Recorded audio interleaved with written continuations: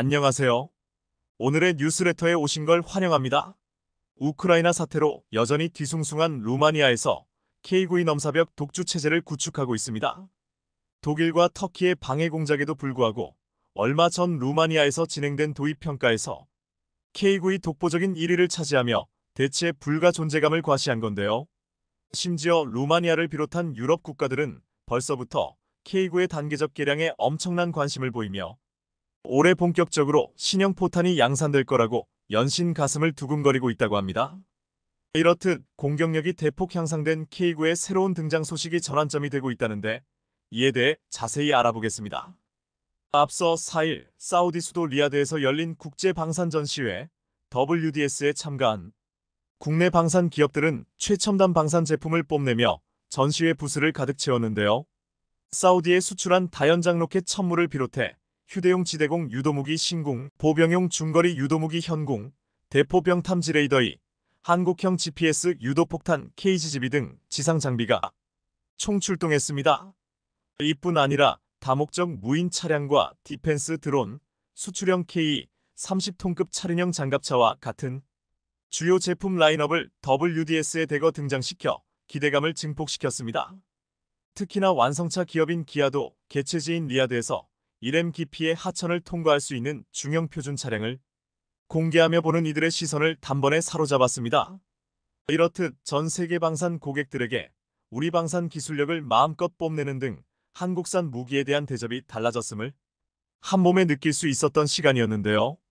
실제로 하나에어로스페이스, 하나시스템은 2024 WDS 기간 중 사우디 국가방위부와 방산 협력을 위한 3자 MOU를 체결하며 뜨거운 인기를 실감케 했습니다. 이에 따라 한화는 장갑차 등 지상무기 체계부터 로봇과 위성을 활용한 감시정찰 체계까지 사우디 국가방위부의 중장기 계획에 참여하는 중책을 맡게 됐는데요. 천궁이 수주를 비롯해 이번에 한국이 사우디 중장기 사업에 본격적으로 참여하게 되면서 KF-21, K9 등 다양한 한국산 무기에 대한 관심이 끊이지 않을 것으로 보입니다. 이뿐 아니라 사우디에 국산 파워팩을 장착한 K9 자주포를 사상 최초로 제안하면서 또 한 번 발칵 뒤집어 놓았는데요. K9의 경우 그동안 중동 지역에서 간절히 원하고 있었음에도 불구하고 독일제 파워팩이 탑재돼 수출에 걸림돌이 됐었지만 이제는 걱정 없이 원하면 도입할 수 있게 됐기 때문입니다. 그런데 최근 유럽에서 인기 폭발인 K9의 추가 수주가 이어질 거란 이야기가 흘러나오고 있다고 합니다. 얼마 전인 1월 말 핀란드에서 K9 유저 클럽 모임이 세 번째로 열렸었는데 군사정보 공유 협의체 성격을 띠면서 하나의 무기 수출 교두보가 될 가능성이 커지고 있는데요. 방산업계에 따르면 K9를 구매, 운용 중인 6개국의 방산업계 관계자들이 지난달 헬싱키에서 열린 K9 유저 그룹 미팅에 참여했습니다.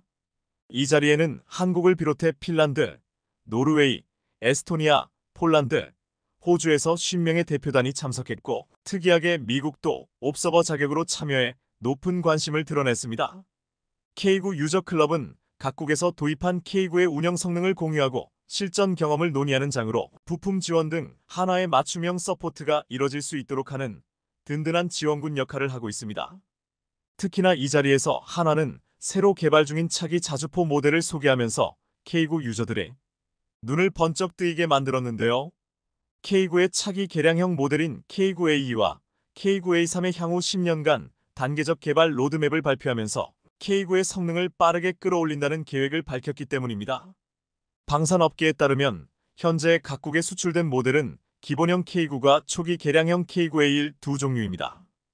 K9A1이 일부 전자장비와 센서를 개량한 소폭 개량형이었다면 K9A2와 K9A3는 기존 K9과 아예 다른 모델이라고 할 정도로 많은 점이 개량됩니다. K9A1만 해도 이미 세계 최정상급 성능을 가진 자주포로 평가받고 있지만 여기서 성능이 대폭 개량된 자주포가 나온다고 하니 기존 K9를 보유한 나라 군 관계자들의 이목이 쏠린 겁니다. 실제로 K9A2는 자동 포탄 공급 장치를 통해 현재 분당 6발인 발사 속도를 최대 9발로 늘릴 계획으로 승무원의 생존 가능성도 대폭 높일 것으로 전해졌습니다. 여기에 더해 K9 제조업체인 한화가 유럽에 K9의 예비 부품 공급센터를 설립하겠다고 밝히면서 유럽 국가들의 구미를 확 당기게 했습니다.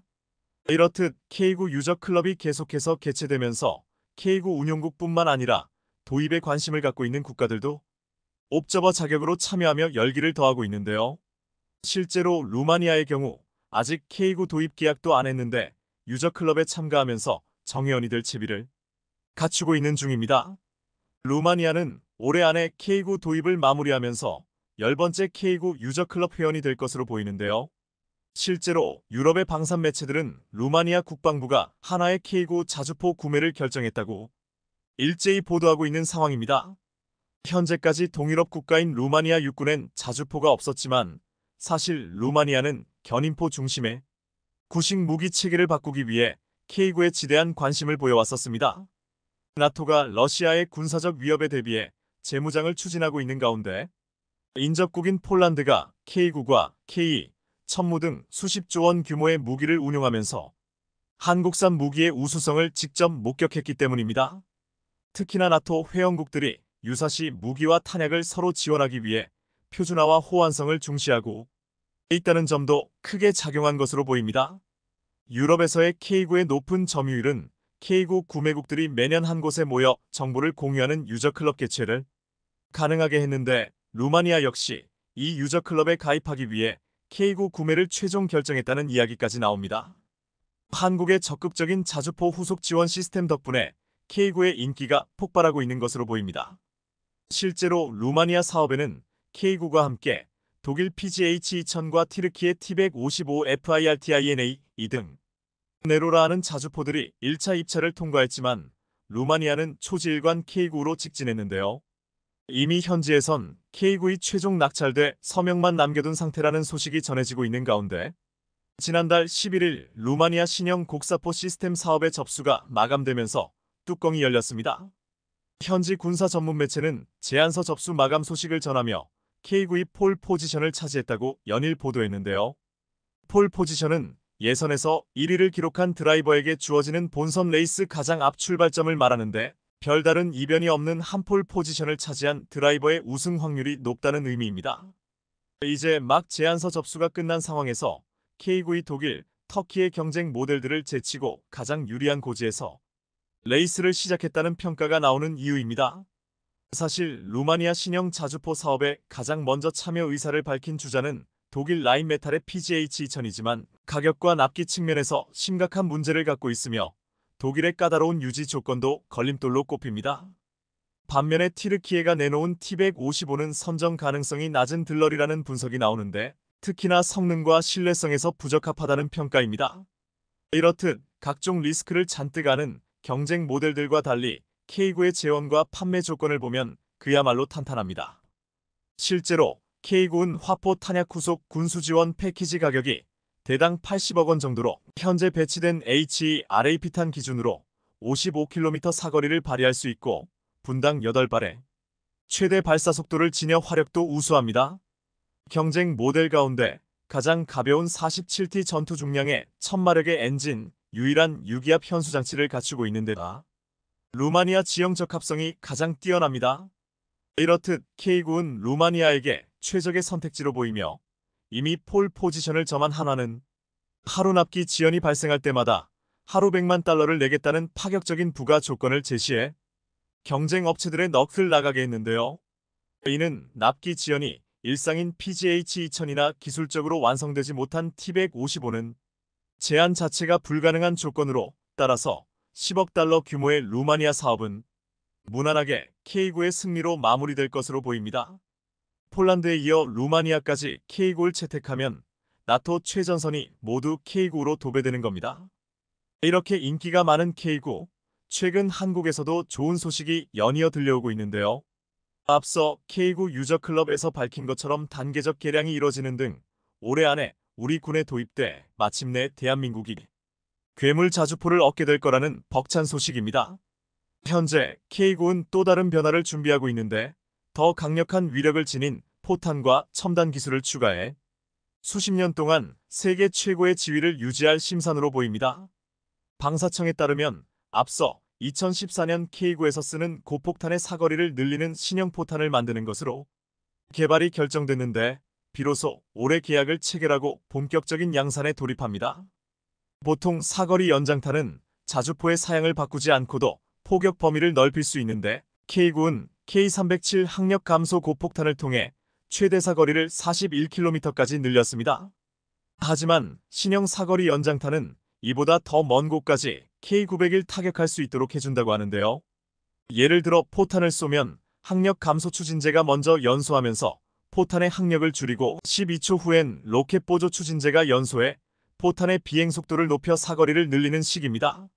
사거리 연장탄을 사용하면 K9은 사거리가 10km 이상 늘어나며 K55에 이른 K9과 유사한 수준으로 사거리를 확대할 수 있다고 합니다.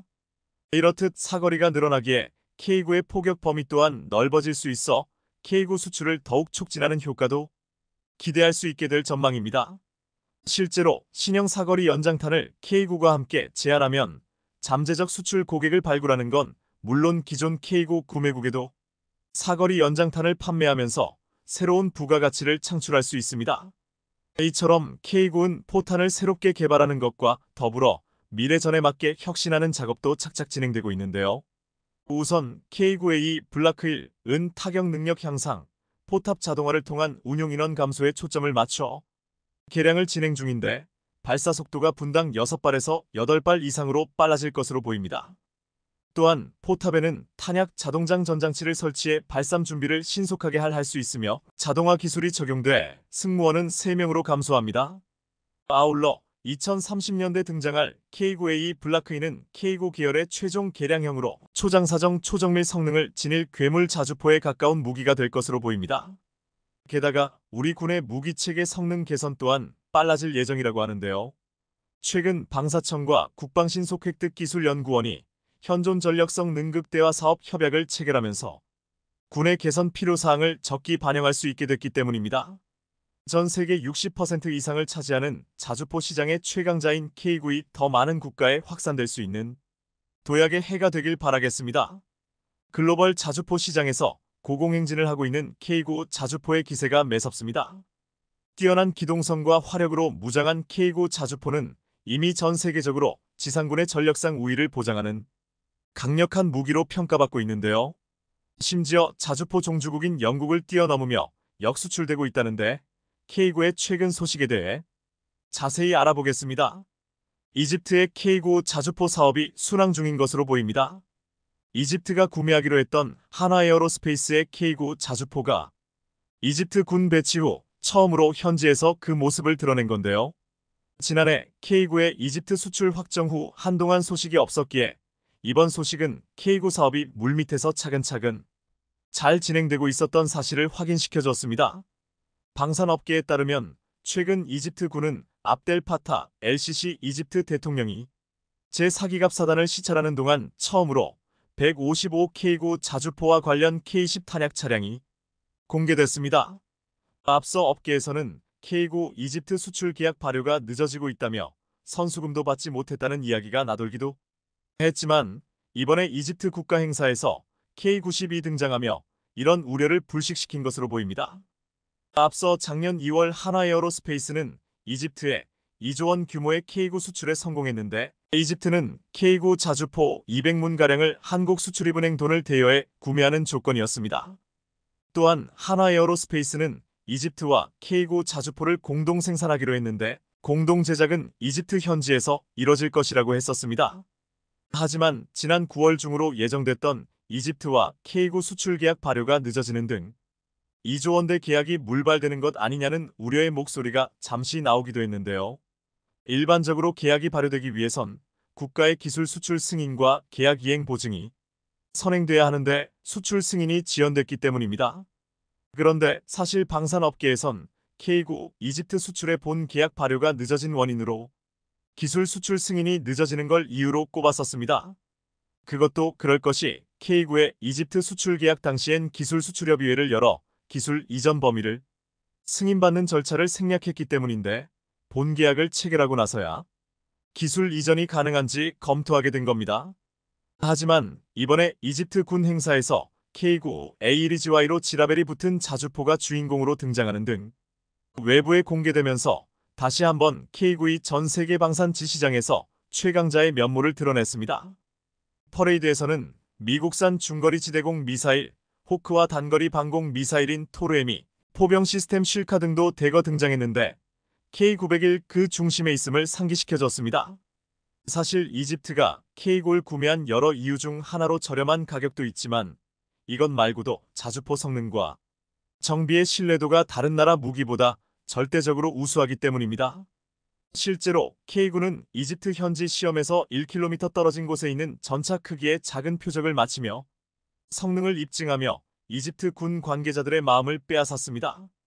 당시 K9는 15km 밖 해상에 떠있는 부표를 타격하기도 했는데 이는 K9로 적 전차나 벙커를 조준해 파괴할 수 있다는 방증입니다. 적 전차나 벙커를 조준해 파괴할 수 있다는 방증입니다. 이런 이유로 이집트에선 여러 절차가 있지만 어떻게든 이른 시일 내에 K9 계약을 마무리하려고 물밑에서 엄청나게 작업을 했을 텐데요.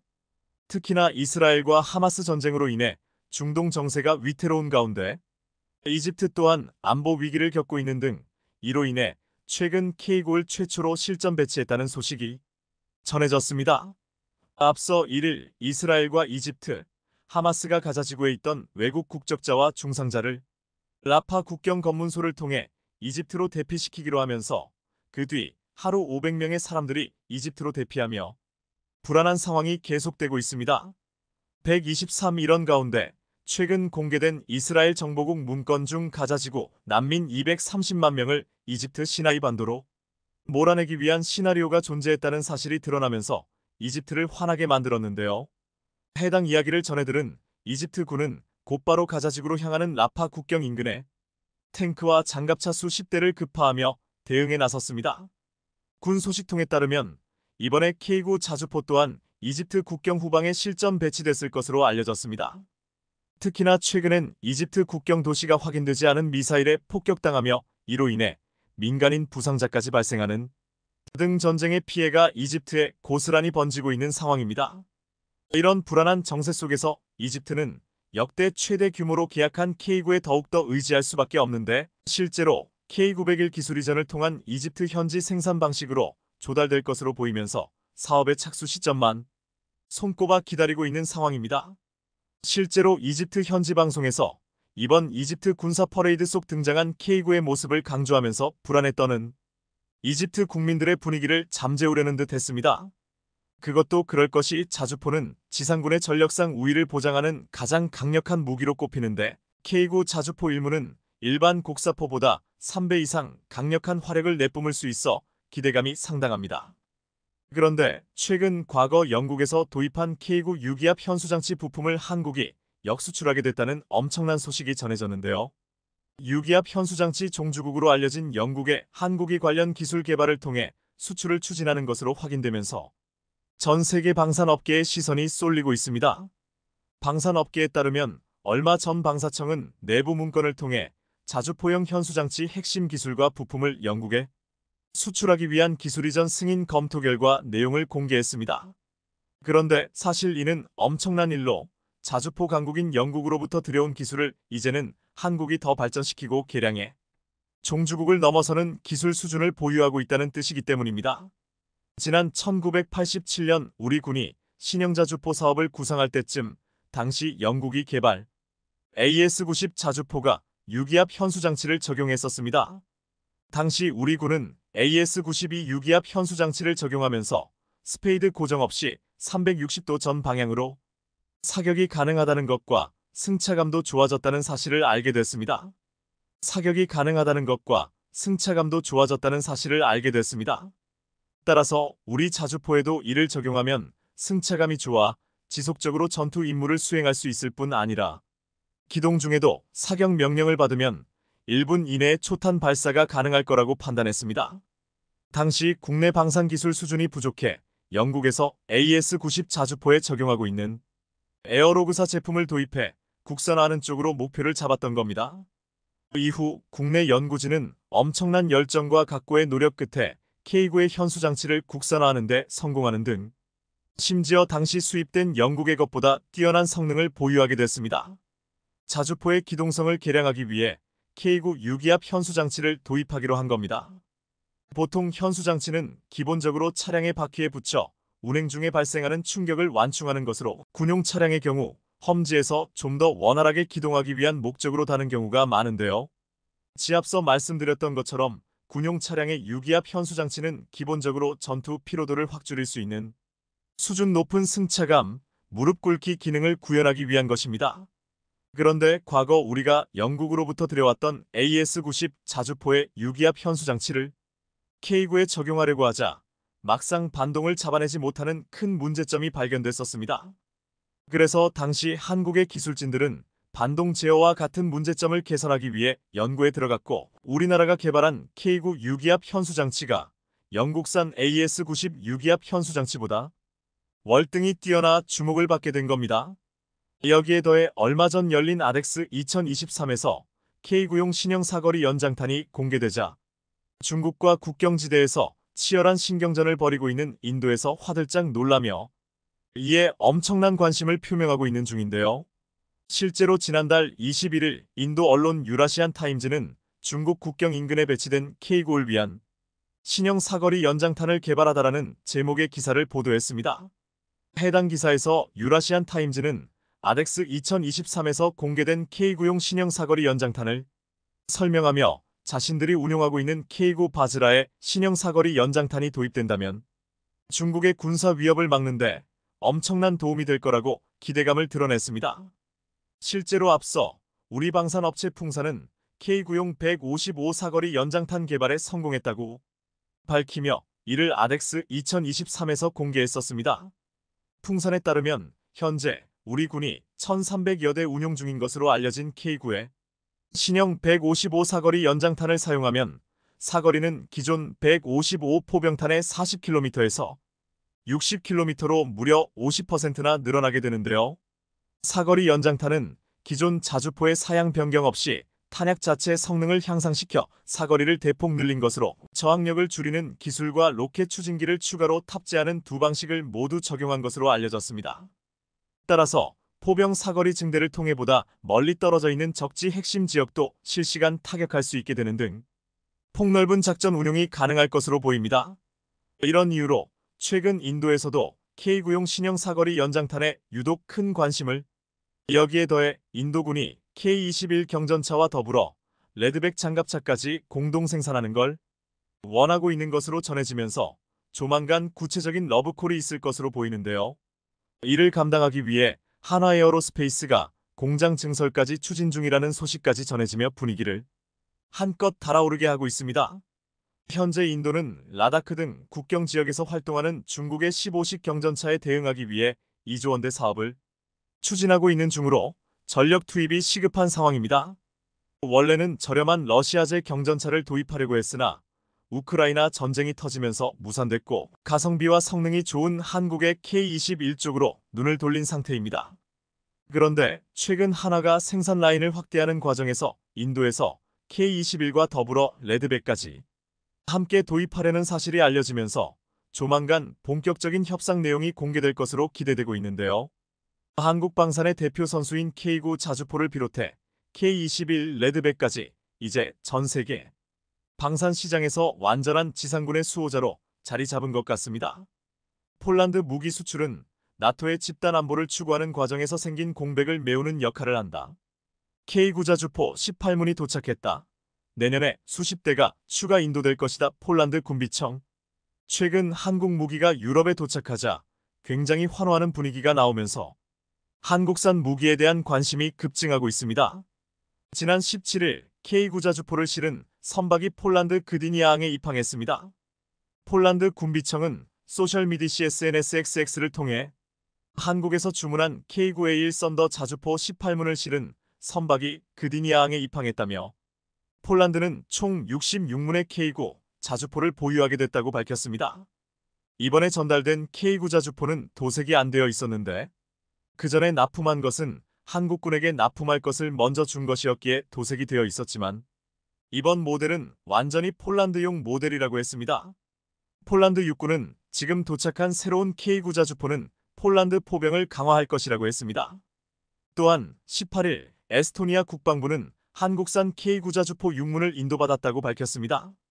이번에 인도된 K9 자주포 물량은 올해 1월 에스토니아가 하나에어로스페이스와 체결한 K9 12문 구매 계약에 따른 것입니다. 계약 규모는 3,600만 유로 규모로 알려졌으며 나머지 6문은 오는 2026년까지 인도될 예정입니다.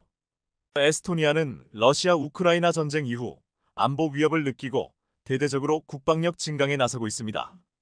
라트비아, 리투아니아와 함께 발트해 연안에 접해 발트 3국으로 불리는 에스토니아는 발트 3국 중에서는 가장 북단에 있고 동쪽으로 러시아와 국경을 접하고 있습니다. 만약 러시아가 우크라이나 전쟁에서 이기면 다음 목표는 발트 3국이라고 전망하고 있기에 현재 가장 강력한 안보 위협을 느낄 수밖에 없는 상황입니다. 유럽에서 폴란드와 에스토니아의 K9자 주포가 빠르게 인도되는 것에 놀라고 있는데 무엇보다 한국산 무기는 최근 유럽을 덮친 강추위에도 강력한 기동성을 갖추고 있어 추앙받고 있습니다. 최근 폴란드군은 비가 온 뒤 얼어버린 동토에서 기동하는 K2 전차 사진을 올렸는데 강추위 속에서도 살얼음 진흙탕까지 뚫고 나가는 위용을 드러냈습니다. 최근 전 세계의 기상이변이 속출하면서 더욱 많은 눈과 비, 강추위가 오는 상황에서 이러한 모든 환경에서 기동할 수 있게 만든 한국산 K2 전차와 K9자 주포는 더욱 인기가 높아지고 있습니다. 현재 유럽에서 최대한 빨리 전력 강화를 하려는 국가들은 지금 한국을 바라보고 있습니다. 현재 동유럽 루마니아도 K9 수출이 임박한 상황인 것으로 알려져 있습니다. 최근 우크라이나 전쟁이 장기화되면서 내년 여름 러시아가 승리할 것이라는 전망이 나오고 있습니다. 현재 최전선의 상황은 우크라이나군에게 상당히 불리하게 돌아가는 것으로 전해지고 있습니다.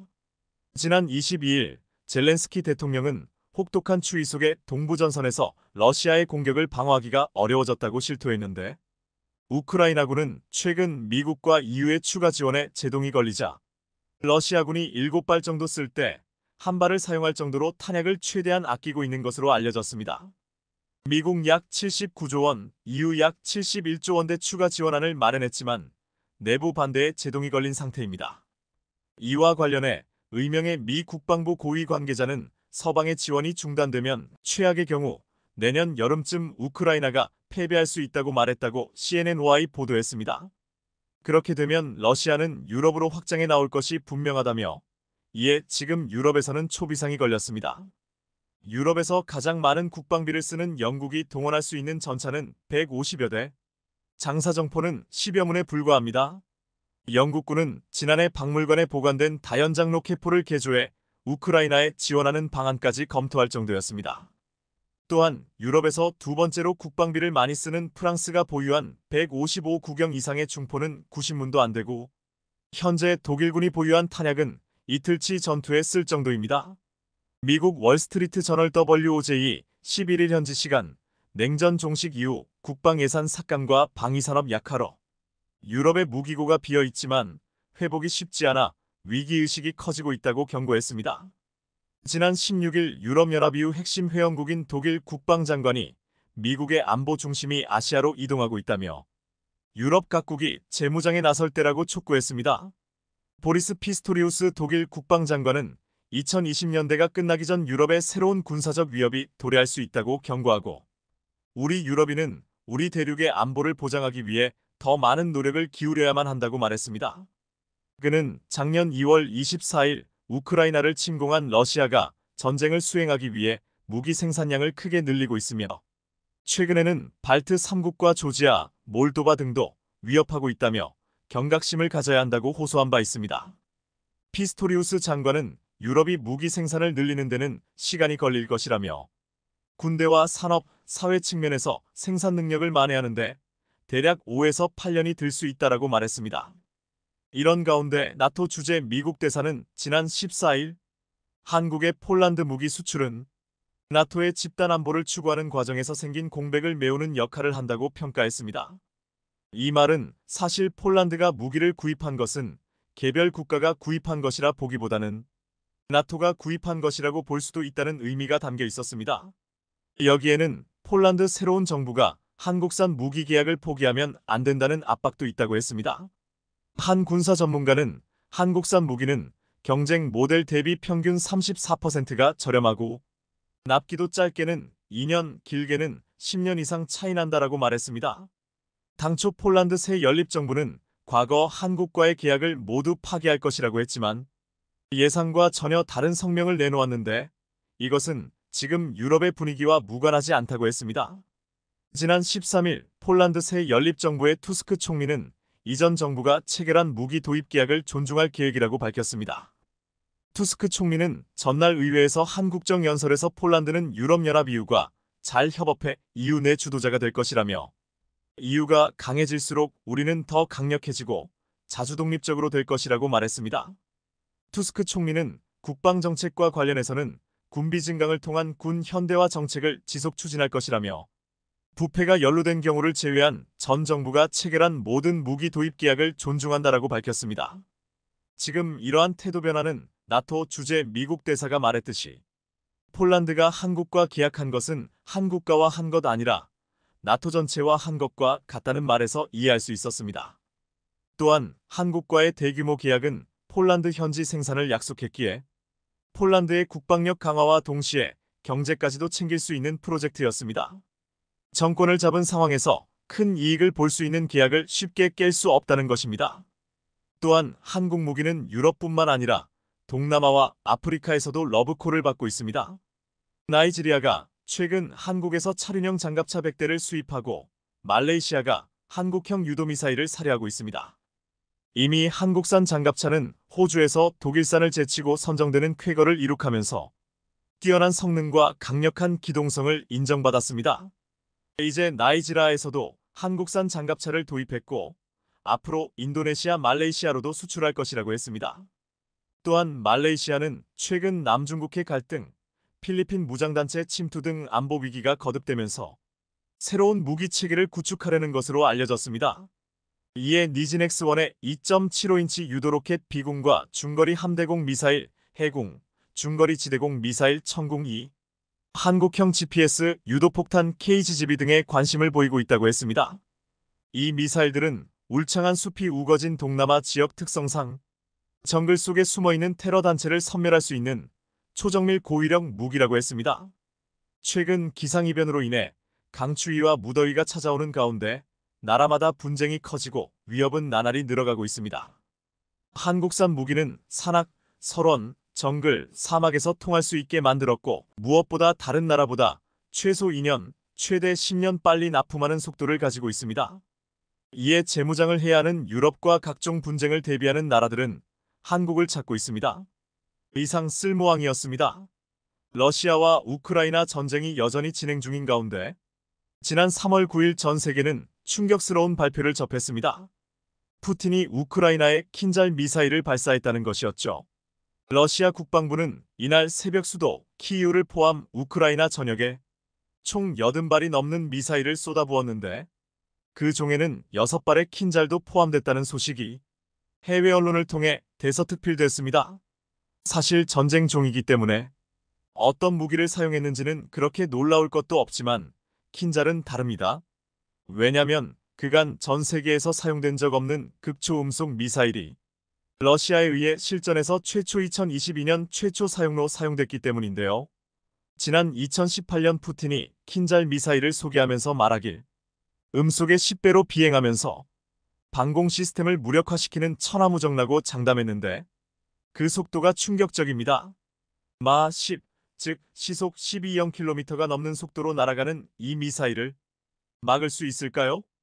왜냐면 움직이는 미사일을 요격해서 격추시키려면 그 궤도를 정확히 계산한 후 그 속도보다 몇 배 이상 빠른 속도로 날아가 타격해야 하는데 현존하는 그 어떤 무기도 마 10을 따라잡을 수 없으니까요. 그래서 극초음속 미사일은 그 어떤 무기로도 요격이 불가능하기 때문에 미래 전장의 게임 체인저라고 불리는 겁니다. 그런데 며칠 전 한국이 그야말로 미친 도전에 나서기로 선언했습니다. 극초음속 미사일 개발을 넘어 극초음속 미사일 요격이 가능한 무기를 세계 최초로 개발하기로 한 것인데요. 미국, 중국, 러시아 등 손에 꼽이는 열강뿐 아니라 안보에 조금이라도 신경 쓰는 국가라면 너나 없이 천문학적인 돈을 쏟아 붓는 무기가 있습니다. 극초음속 미사일 하이퍼사닉 미설인데요. 극초음속 미사일은 미래 전장의 게임 체인저로도 불리는데 이를 쉽게 정의하자면 최대한 신속히 표적에 접근해 회복 불가능한 피해를 입히는 미사일입니다. 여기에서 말하는 신속이란 마하5, 즉 시속 620km를 넘어야 하는데 이 속도로 접근한다면 이를 인지해도 대응할 수 없습니다. 그래서 전 세계 어느 국가, 어느 도시든 몇 시간 내로 타격이 가능하고 서울에서 196km 떨어진 평양도 고작 1분 30초면 도달하죠. 이럴 게 극초음속 미사일을 사용하게 되면 불필요한 아군 피해를 최소화할 수 있을 뿐 아니라 이 미사일에 대한 어떤 제약도 현재는 없습니다. 굳이 전 세계의 비난을 감수하면서까지 핵무기나 집속탄 등 금지 무기를 개발할 필요도 없고 시속 60km에서 발생하는 운동에너지를 바탕으로 핵무기에 버금가는 위력을 발휘할 수 있는 데다 이에 대한 마땅한 방어수단도 존재하지 않는 것이 가장 큰 장점인데요. 이 분야는 현재 러시아와 중국, 미국이 가장 앞서 있고 독일, 프랑스, 일본, 인도와 같은 국가에 더해 한국도 분야에 뛰어든 지 오래됐습니다.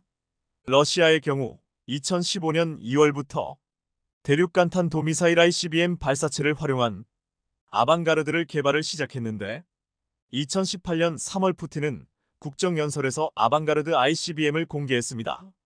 그 자리에서 아방가르드가 핵탄두를 장착하고 마하 27로 저공 비행하며 비행 경로도 불규칙해 요격이 불가능하다며 우리의 신무기로 NATO 북대서양 조약기구의 미사일 방어가 무용지물이 됐다고 큰 소리를 뻥뻥 쳤죠. 그때만 해도 허풍으로 들렸던 그의 말은 사실이 됐습니다. 그해 12월 아방가르드 발사에 성공하더니 마하 8로 20km밖에 목표물을 타격할 수 있는 지르콘 마하 10의 속도를 자랑하는 킨잘까지 보유했고 우크라이나에 킨잘을 쏜 겁니다.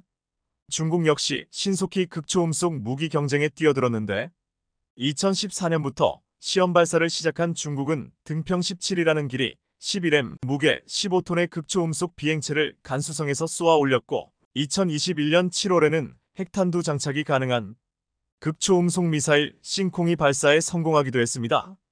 미국은 1990년대부터 연구를 시작했고 개발에도 성공했지만 소련과 맺은 조커리액 전력조약을 위반할 소지가 있어 종지했다가 2019년 8월 트럼프 대통령이 이 조약을 파기하면서 무기체계 개발에 뛰어들었습니다. 그리고 매년 2조 4억억 원 이상의 국방 예산을 쏟아붓고 있어 조만간 이 분야 선두주자가 될 것이 확실시됩니다. 여기에 북한도 극초음속 미사일에 나선 것으로 보이는데 지난 2022년 1월 북한은 극초음속 미사일을 발사해 10km밖에 표적에 명중했다고 발표했습니다. 그 진위 여부는 확인할 방법이 없지만 북한의 검은 속내를 알 수 없는 것이 사실입니다. 이 발사 후 당시 이종섭 국방부 장관은 북한의 극초음속 미사일을 막을 방법이 있나? 라는 질문에 현재 패트리어트와 더불어 우리가 보유한 어떤 방어체계로도 극초음속 미사일 공격은 막을 수 없다고 인정하기도 했습니다. 그런데 한국이 이제 세계 최초로 극초음속 미사일이 아니라 극초음속 미사일을 요격할 수 있는 미사일 개발에 돌입하겠다고 천명했습니다. 지난 4월 25일 열린 제153회 방위사업추진위원회 회의에서 방위사업청은 장거리 지대공 유도무기 LSAM이 사업추진 기본전략안과 중거리 지대공 유도무기 MSAM 블록3 사업추진안 등 안건 2건을 심의 의결했습니다. 현재 LSAM은 요격 가능 고도가 40km에서 70km 사이로 새롭게 개발을 추진하는 LSAM은 방어 범위를 약 3배 넓힐 계획인데 이는 미국의 사드와 비슷하거나 더 높은 수준입니다. 이러한 무기 체계에는 북한의 극초음속 미사일을 요격할 수 있는 미사일도 포함되는데 요격 고도가 향상된 고고도 요격 유도탄, 공력 비행 미사일을 요격하는 활공 단계 요격 유도탄까지 우리 군은 약 2조 700억 원을 투입해 2035년까지 개발을 완료할 계획입니다. 만약 이 무기 체계가 실제로 개발된다면 한국은 세계 최초로 활공 단계 요격 유도탄을 확보하게 됩니다. 여기에 천공이로 불리는 MSAM 블록2보다 요격 성능을 향상시킨 MSAM 블록3도 개발될 예정입니다. 천공이의 경우 정 미사일에 대한 요격 가능 고도가 15km에서 40km로 알려져 있는데 UAE가 작년 약 4조 원 어치를 구매했고 현재도 여러 국가와 수출 협상이 진행 중입니다. 그런데 이보다 요격 성능을 향상시킨 업그레이드 버전을 개발하기 위해 약 2조 8,300억 원을 투입해 2034년까지 완료할 예정인데요. 그렇다면 한국은 러시아나 중국과 같은 극초음속 미사일은 개발하지 못했을까요? 지금도 활발히 개발에 매달리고 있습니다. 지난 2021년 5월 21일 한국과 미국은 1979년부터 한국의 발목을 잡았던 한미 미사일 지침을 완전히 해제하기로 합의했습니다. 이로써 사거리 800km 미사일 개발 제한까지 완전히 사라지면서 한국은 고체 연료든 사거리든 탄두 종량이든 아무런 제한 없이 개발할 수 있는 길이 열렸는데 이때부터 무서운 무기가 등장하기 시작했습니다. 대표적으로 현무사 탄도미사일이 있는데요. 한국은 그간 한미 미사일 지침으로 인해 사거리를 늘릴수록 탄두 무게를 줄이는 트레이드 오프 방식으로 미사일을 개발했습니다. 그래서 현무사의 경우 사거리 800km일 때 탄두 종량은 2톤을 탑재할 수 있는데 만약 이 사거리를 절반으로 줄인다면 탄두 중량은 4에서 5톤까지 늘릴 수도 있습니다. 기이할 정도로 가분수 형태를 보이게 되는데 이제껏 현무사는 진짜 모습은 공개된 적이 없습니다. 왜냐면 북한이나 주변국이 절대로 알면 안 될 극비무기이기 때문에 보안 유지를 위해 대부분 가짜 미사일을 공개해왔죠. 현무가 이처럼 가분수 형태의 기형적인 모습을 갖춘 이유는 핵탄두를 달 수 없는 대신에 운동에너지를 선택했기 때문입니다. 여기에 보통 45도 각도로 발사하는 일반 미사일과 달리 종금속을 가득 채운 현무사는 고각으로 발사해 비행거리를 줄이는 대신 운동에너지를 극대화시켰죠. 만약 현무사가 실전에서 사용된다면 최대한 높이 쏘아 올린 후 마하 10에 가까운 속도로 하강시켜 최대한의 파괴력을 갖게 될 겁니다. 강화 콘크리트 24m 이상, 일반 땅은 180m 깊이까지 파고들 수 있는 것으로 알려졌죠. 그런데 이보다 더 무서운 무기가 극초음속 미사일입니다. 한국 역시 이 게임 체인저 시장에 뛰어들겠다고 공공연하게 밝혀왔는데요. 지난 2020년 8월 국방과학연구소 창설 50주년 기념식에 참석한 정경두 당시 국방부 장관은 축사를 통해 앞으로 우리 군은 정밀 유도 조종 기능을 갖춘 유도무기, 장사정 및 기념식 극초음속 미사일, 고위력 탄두, 한국형 위성항법 체계 등의 기술 개발을 가속해 미사일 전력을 더욱 고도화시켜 나갈 것이라고 말했습니다.